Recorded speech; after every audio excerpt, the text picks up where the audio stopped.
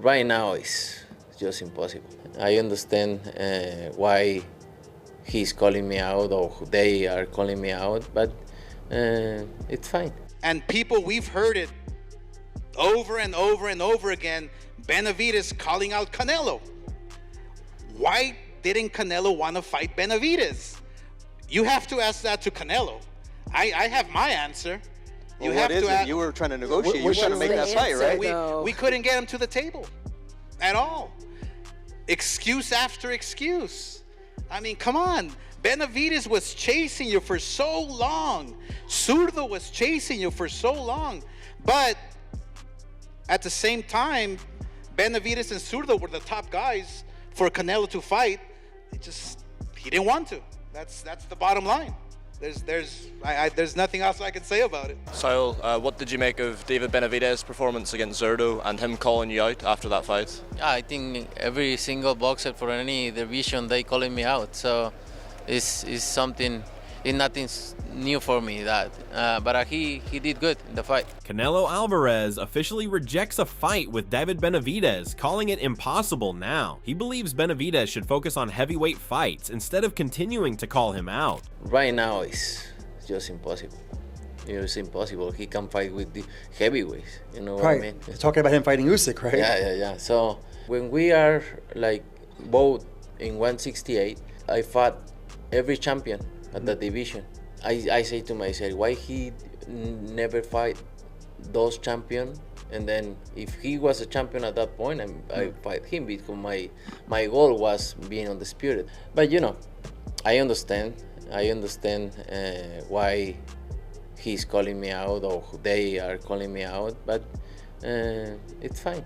Canelo reinforced that stance by making it clear that Benavidez's career path is not his responsibility. From Canelo's perspective, the constant discussion around the fight has become repetitive, and he showed little interest in revisiting the subject any further. Surprised after all these years he's still calling you names and looking to get that fight, even with him boxing as high as cruiserweight?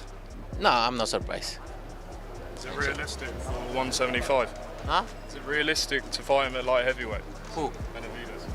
I don't think he can make even 175 anymore. I don't know, but it's not my problem. Meanwhile, Canelo isn't bothered by this surrounding talk, as his only focus right now is on his fight against Christian Mbili. At the same time, I'm ready for everything. Mbili says he views this as a 50-50 fight. What percentage chance do you give him to beat you in this fight? 0. At the same time, attention around David Benavidez has continued shifting toward bigger fights in higher divisions, and one name keeps standing out above the rest: Jai Opetaia. I believe it is, especially him being in cruiserweight, and to me it just makes sense. Like, if he's fighting for a world title in my division, why don't people want to see who the best is in the division? Like, it does not make sense to me if we don't fight, you know what I mean? Like, he's coming up fighting for a undisputed, like a unification fight, and he's going to be holding the WBO and WBA.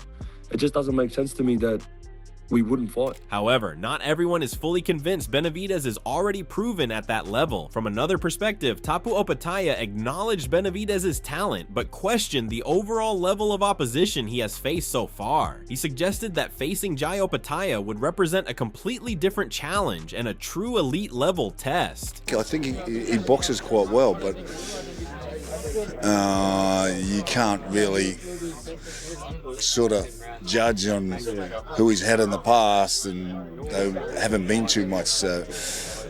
Jai's a completely different beast. So what he can do to them is completely different from what he can do to Jai. So we'll see what happens and put everything together, sort of thing. Max Kellerman expanded on that same concern, pointing out that Benavidez still lacks signature victories over names like Canelo Alvarez, Dmitry Bivol, or Artur Beterbiev. Meanwhile, he emphasized that Opetaia is already building a resume against established championship-level opposition. Benavidez, by my lights, the way I figure things, has never actually been the champion of a division. Not his fault. Canelo never gave him a shot. So far, neither Bivol gave him a shot, nor Beterbiev, when he was a champ, gave him a shot.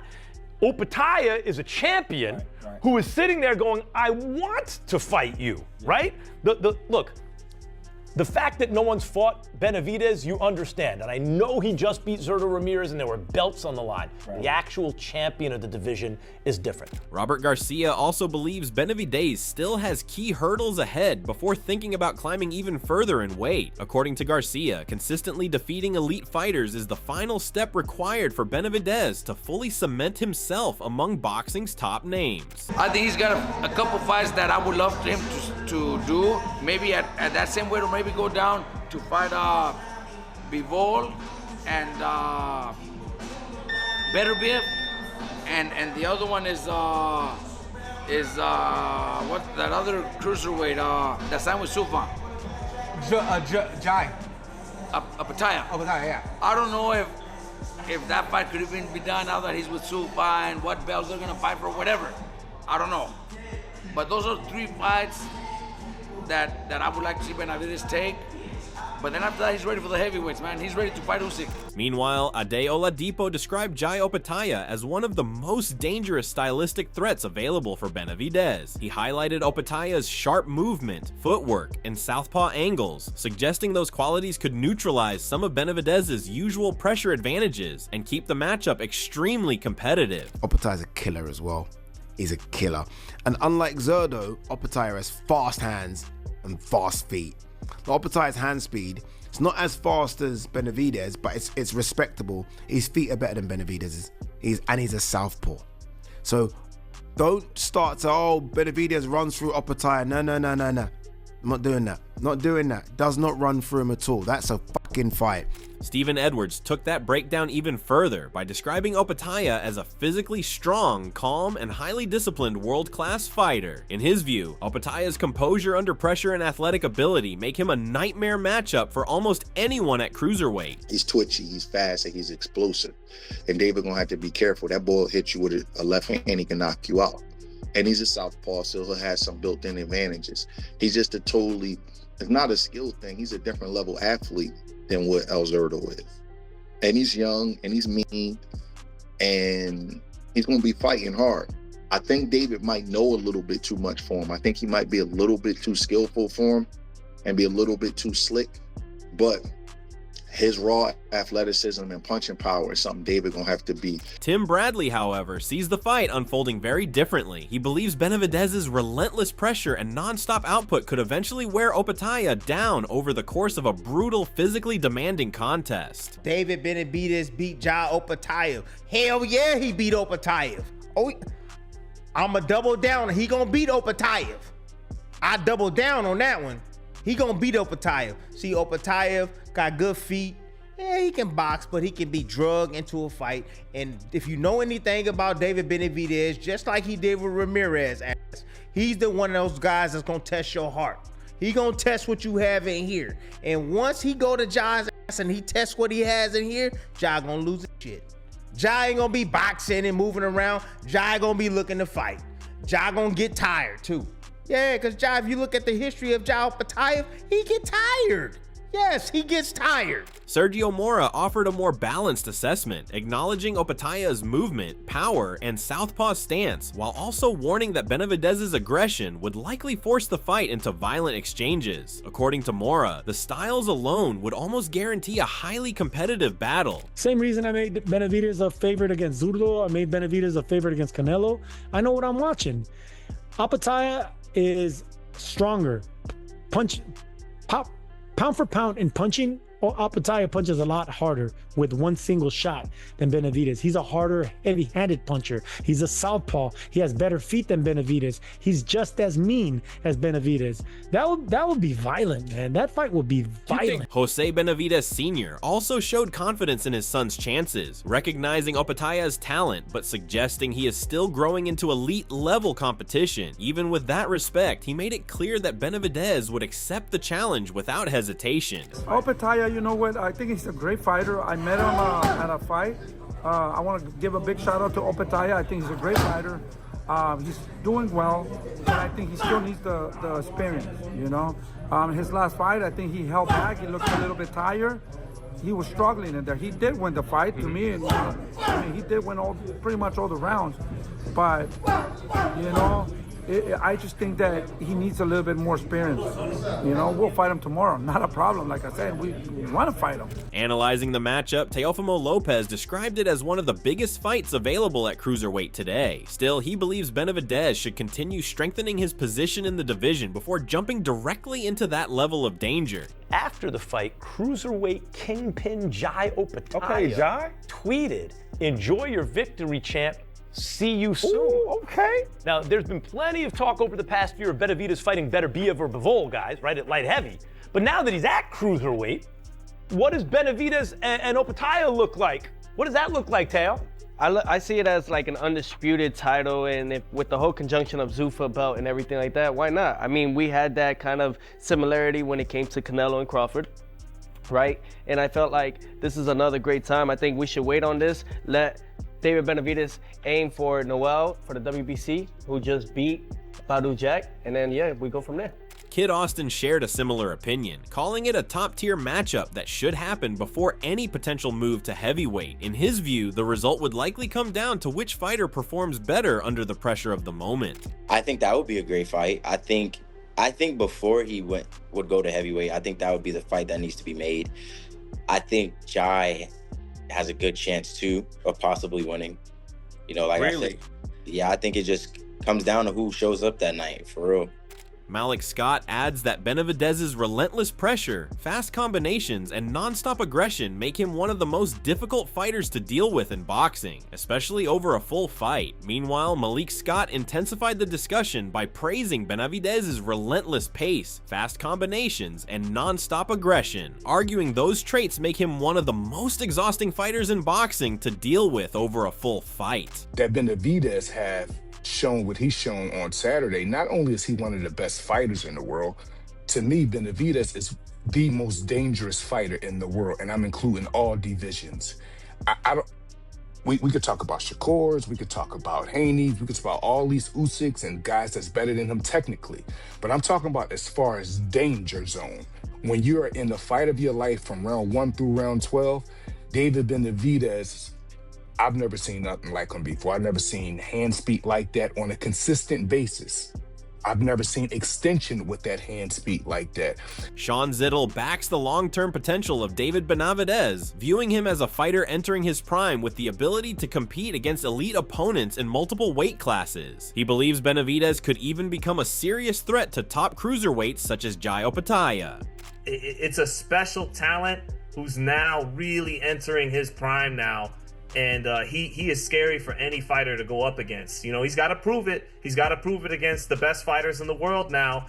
And they're going to be tougher outs than Gilberto Ramirez, but I'm feeling like he can beat all of them. He could beat Bivol, he could beat Beterbiev, he could beat Opetaia. Line them up, and I want to see it. Intensifying the discussion further, Andre Ward sees the matchup as a defining fight for the cruiserweight division itself. With Opetaia already established near the top and Benavidez bringing major momentum, Ward believes the clash could elevate the entire division globally. And I like the fight with Jai. I think the Jai Opetaia fight at cruiserweight is the fight for me. That's the fight that I want to see. Jai has been the man at that weight class for a very long time. Now you got a new player in the division with a hot name and whose stock and whose star power is only rising. That's the fight I believe that needs to be made at the cruiserweight division. Zab Judah highlights David Benavidez's awkward timing, relentless pressure, and aggressive combinations as major problems for opponents. He believes Benavidez becomes more dangerous as fights go on because his non-stop offense is difficult to handle once he finds his rhythm. It's a good fight. I like it. I still say the same thing now. Never stoppage. Same way, easier, harder fight. It's probably gonna be done. I mean, listen, man. I predict the same thing because it's a new style. David Benavidez has his own style in boxing. He has his own. He's the first fighter we know with his style. And coming up with his style, he mastered it. So there is no real defense for this style yet. There is no real. You know, how does the blockage go? How does it go? Like, I never see they don't teach them shit like that, you know what I mean? So until somebody can come up with, until they can learn their style completely, you're not gonna know how to defend against it. We gotta see it some more, you know what I mean? So shout out to David Benavidez coming up with his own style. That's crazy. And the switch, crazy. My guy, he's the first guy with it. What up? I'm saying it.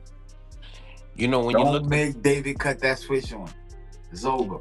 Connor Wallace, though, warned that the jump in weight would still be significant. While he believes Benavidez's speed could create competitive moments, he expects Opetaia's natural size and power to become major factors over time.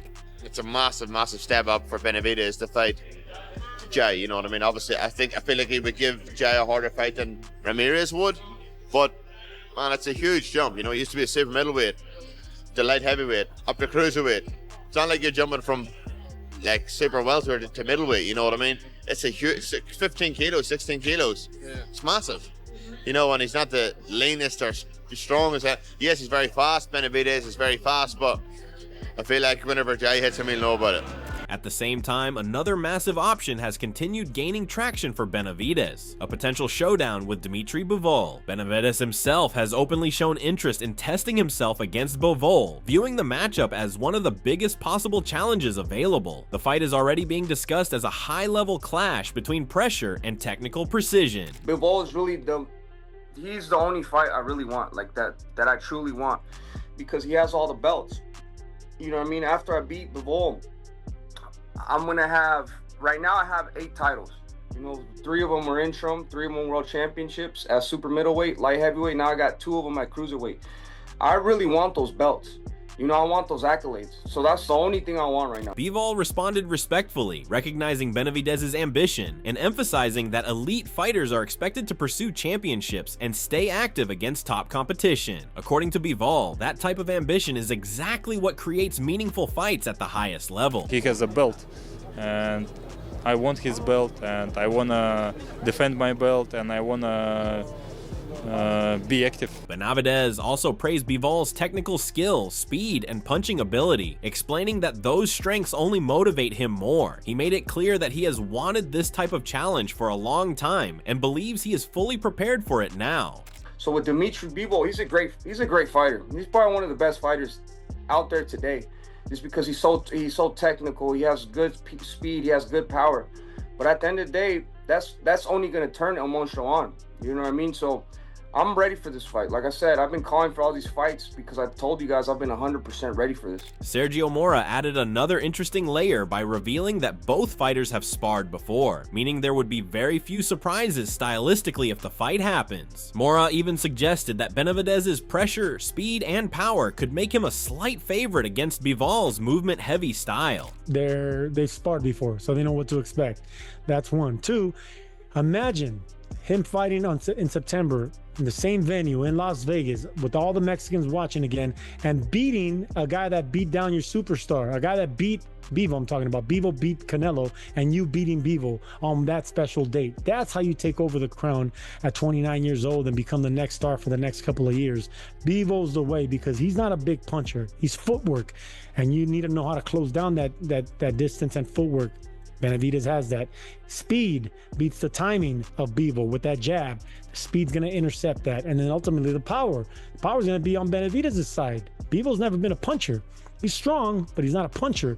So everything's for Benavidez. I would see him being the major favorite here. Chris Mannix agreed that the matchup is extremely close, stating that while Bivol remains one of boxing's elite pound-for-pound fighters, Benavidez's recent performances have elevated him into that same conversation. Based on current momentum, Mannix admitted he would slightly lean toward Benavidez. So I want to give Bivol enough credit. Bivol is still a top 5 pound-for-pound guy. That said, based on that performance against Zurdo, I'd have to make the case that Benavidez is a top 5 pound-for-pound guy right now. And I would probably make Benavidez a slight favorite at the moment against Dimitri Bivol. Giving his analysis on this clash, Bruce Carrington also analyzed the stylistic battle, describing Bivol as a disciplined technician who rarely breaks structure. He believes Benavidez would need to disrupt that rhythm with non-stop pressure and volume, though he acknowledged the fight remains difficult to predict because both men have evolved significantly since sparring years ago. Yeah, I don't know.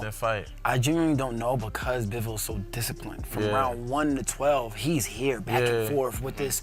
He is stubborn with that style, bro. So that it's all about him getting Bivol off of his game, which he has the capability of doing. He's broken down so many people. Yeah, I heard that too. You know, word is he's confidently talking about it in his interviews, saying how he got him in sparring. But he also lets it known that it was good work though. At the same time, and there's time that's been since that happened, and both fighters has grown since then, and But man, Bivol, bro, it's gonna be tough. That's a fight that I genuinely don't know. I genuinely don't know how it'll go down. I do think he beats Beterbiev at Beterbiev's age, though. So while Benavidez' next opponent remains uncertain, one thing now appears clear. Canelo Alvarez has no intention of revisiting that rivalry anytime soon and remains fully focused on Christian Mbili. Still, concerns continue growing around Canelo heading into that fight. Jose Benavidez Sr. believes the Mexican star is no longer physically at his peak, arguing that his speed, reflexes, and explosiveness are beginning to decline. In his view, Canelo now relies more on experience and reputation than the dominant form that once separated him from the division. You know, we know where Canelo's going. He was pound for pound.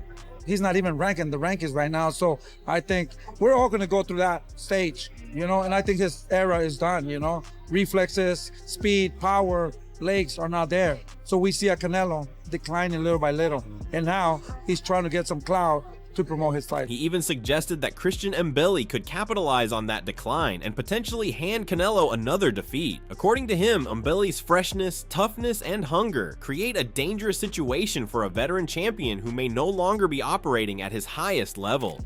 With his skills diminishing, like in your opinion, how does the Mbili fight play out? Because Mbili is a tough guy, right? You know, to be honest, it could be another loss for him. Like I said, Mbili is a little bit fresher, but you know, I don't think he's an elite fighter. You know, at the end of the day, they're trying to put fighters that he can beat. Not guaranteed, but fighters that are not, nobody wants to see that fight. It's not an exciting fight. He doesn't bring any more excitement to the fight. He hasn't brought any excitement to the fights.